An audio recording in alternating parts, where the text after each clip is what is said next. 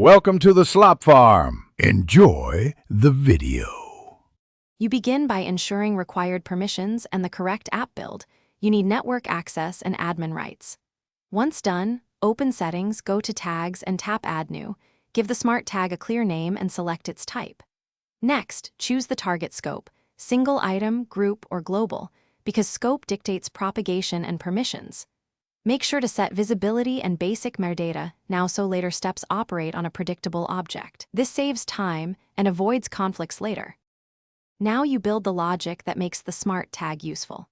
First, define triggers, time-based, event-driven, or conditional, and choose exact operators so the tag fires only when intended.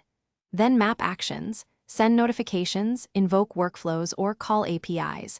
Remember to set rate limits and retries to avoid loops. Use variables for dynamic content and wire them into your actions.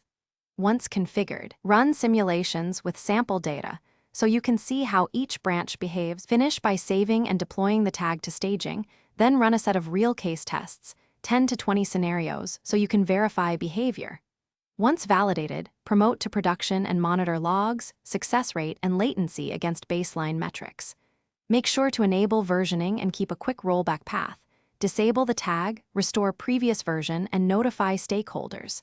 If something fails, check trigger conditions first. Often a mismatched operator or variable name causes the issue, and correcting that usually fixes it immediately. Thanks for watching. Consider subscribing if we helped you today.